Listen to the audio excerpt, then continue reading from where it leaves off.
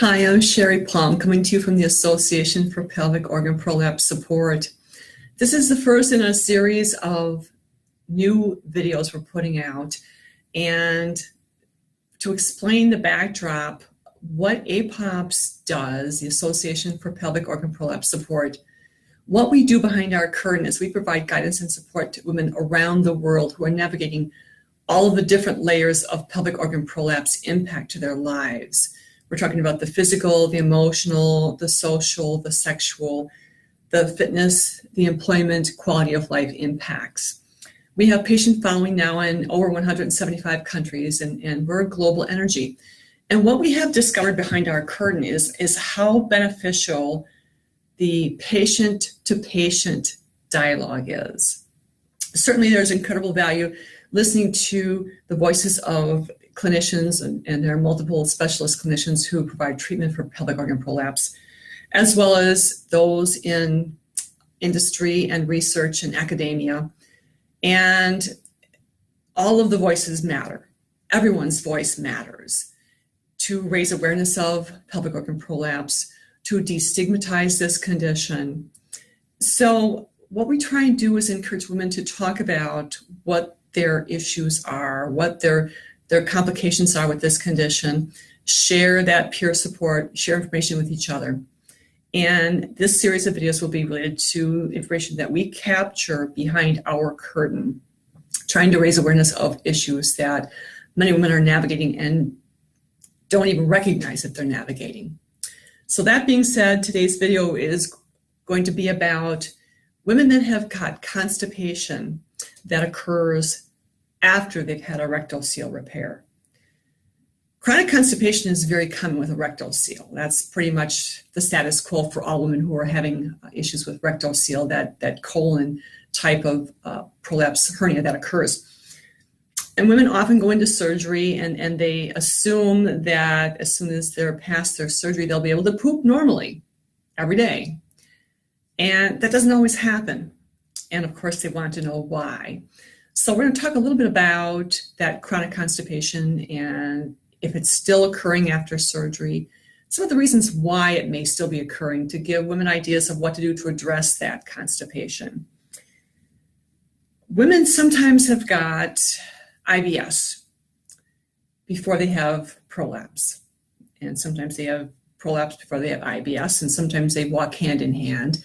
This is a very high stress society. We all have a lot of pressures and a lot of stress. So IBS is relatively common in today's society. We're all on go all the time. And if you have IBS issues and they are more on the constipation side rather than on the diarrhea side, both of which can occur with IBS, you may be one of those women that has issues that continue to occur with constipation after you've had rectocele surgery.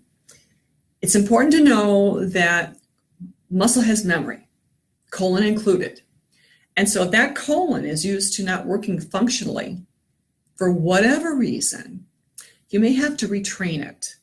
And that means going through your checklist to see what you're doing right and what you're doing wrong, and trying to adjust the things as best you can to find your way to the answers for yourself, for your constipation. So know that above and beyond that muscle memory, one of the first things that we're typically told to address is our diet. Today's commercialized diet, especially in the commercialized and developed countries, very high sugar, very high fat, and I'm guilty too. I eat some of the wrong stuff. I have to confess that. I like my occasional wine. I like dark chocolate, and who doesn't like a good cupcake? But we have to be cognizant of how much of that stuff we eat, and recognize that sugar is glue in the colon. It truly is. And if you're a heavy sugar eater, it may not always be easy to walk away from the sugar, because sugar is very, very addicting. That sweet is very addicting. And so think about it in ways that are user-friendly for you, ratcheting down the sugar from your diet, or allowing yourself one sugar day a week. So you have a goal you're reaching toward, rather than just cold turkeying with sugar. That's one of the things I struggle with. I love chocolate, and I like my sugar too. So I try to do my best to ratchet it back. And I've read that it takes up to a couple of weeks. If you cold turkey on sugar, it takes up to a couple of weeks before you lose that addictive edge. So be aware of that. It's also important to address exercise. I look at exercise not from a weight loss perspective. I don't look at it from a trying to be the most fit person on the block perspective. I look at it from the perspective of it's the one thing in my life I do that's just for me. It's not about addressing family. It's not about addressing our following. It's not about work or play. It's the one thing I do that's just for me. And when my exercise time comes, and I do exercise 5 days a week, I allow myself a good hour. I don't tackle it hardcore. I'm watching TV while I'm doing it. And I go through a series of different exercises that incorporates yoga for stretching and cool down, and weight, some baby weights I lift, and some floor exercises. And I kind of mix and match stuff up depending on what day, whether I'm working upper or lower body. And I've also incorporated the speed walking for stress relief, not as a fitness activity. And so everyone has to do what works best for them. So experiment with different types of exercise to see what you actually somewhat enjoy doing so that you'll stick with it. And then once you do that, recognize that you're doing this just for me. And you need to make everyone else in your family recognize this is the one thing you're doing for you, and give you the space to do that. If you can do it at home when no one else is around, that's great. I don't really care to exercise at fitness centers for the most part, just because I don't like to be interrupted. I want my own space in my own head so I can think about what I want to think about. And I'm often working in my head while I'm exercising, and that's pleasurable for me, so it's not a stress factor. So figure out what works for you, what's the most proactive way to approach fitness, and then incorporate that into your life. I also included into different types of fitness into just my everyday activities. And so if I'm sitting on the toilet, I will turn to the side and twist. I'll turn to the side and twist and hold it for a little bit to encourage bowel movements. It twists that colon a bit. That's something you might think about trying. I may be walking from the office to the kitchen, and I'll just engage that pelvic floor randomly. So think about different ways that you can incorporate your core and your floor fitness activities, both of which are important for long-term maintenance, which anyone that knows me knows I'm huge into long-term maintenance for POP. You also need to look at this from back on someone on the dietary side, what we can use, and we'll throw supplements in there as well. And I know many of you use Miralax, and I don't use Miralax myself. I've never really found a significant need to use Miralax. So it works really well for a lot of women that are post-surgery, and for those of you that it helps, I encourage you to keep using it. It's the safest, most effective stool balancing tool that is a medical grade that you can use. But something that I've discovered recently, I tried this once before and it didn't work out for me, and then I just recently rebooted it a couple of weeks ago, is Kafir. Kafir is a liquid probiotic. It's going to be somewhere in the section of your dairy department at your grocery store in the yogurt type area, somewhere between the milk and the yogurts.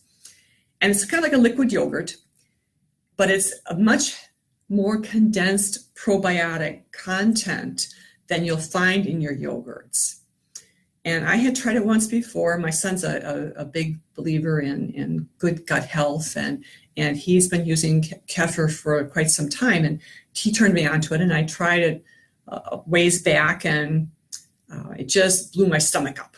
It just bloated up huge. I'm like, well, that's not going to work for me. I have IBS, touchy guts. I can't use that. And I walked away. But I had a reboot of some gut issues occurring related to stress. And so I was trying to find a way to get back to balance. And so I experimented with the Kafir again. And it comes in many different flavors. And I grabbed the strawberry and I poured it into, you get those little bullet machines that mix up the fruit and the juices and the Kafir. So it's like a smoothie. And I poured initially about maybe a tablespoon or two of Kafir in the glass, and then I added some milk to it, and I added some frozen strawberries to it, and some canned chunks of pineapple, and blended it up and swallowed it. And like last time, my stomach did blow up. I did have bloat from it. But I didn't give up on it. The next day I tried it again. Only this time I used a little bit more than a tablespoon of Kafir. So I weaned myself onto it slowly. And over the course of about a week and a half, I got up to using about 3/4 of a cup of Kafir and about a half a cup of milk and then some frozen fruit. And I've tried the strawberry Kafir and the raspberry Kafir, and there's blueberry and there's other flavors as well. So you can pretty much pick and choose the flavor of your choice. And I will pop it in the freezer after it's all blended up and the fruit's all chopped up. I'll pop it in the freezer for about 5 minutes or so to thicken it up a little bit. And then I drink that with a half a bagel with peanut butter on it for my breakfast in the morning. Over the course of that week and a half to 2 weeks' time, it radically changed my bowel health. Radically changed the bowel health. So initially it took a while to get my colon back on deck and working effectively. It didn't happen overnight. And what was once, and pardon me for those of you who are going to be grossed out by this, what was once spaghetti-sized stool slowly turned into a normal bowel movement, a regular, daily, normal bowel movement. So it took a little bit of time to get my colon cleaned out and adjusted, and those probiotics are so beneficial for your colon. They are amazing for your digestive health throughout that whole digestive system. So I encourage you to experiment with that if you're still experiencing issues with constipation after you have a rectocele surgery. Know that there's no miracle fix that works for everyone. Our bodies are all as different on the inside as they are on the outside. So you have to experiment around a little bit to see which is the most beneficial to you, and keep the stuff that works and throw out the stuff that doesn't work. And then share your information with other women. I'd like to hear back from you to know how well this worked for you. I encourage you to leave feedback on this post. I'm going to be turning these into YouTube videos as well. So your input, share where you're from. I like to hear from women that are from all different countries. So share where you're from and what tools you used and how they worked for you. Give me some feedback. And additionally, I'd like you to share with me other topics that you would like us to cover. This is going to be an ongoing series. And so we want to know what you want to hear about. And thank you for being part of our amazing network. Thank you for all you do, for sharing information about POP, your own personal journey, and raising awareness of this condition. It's imperative that we all talk out loud to raise awareness of pelvic organ prolapse and to destigmatize it. Every voice matters.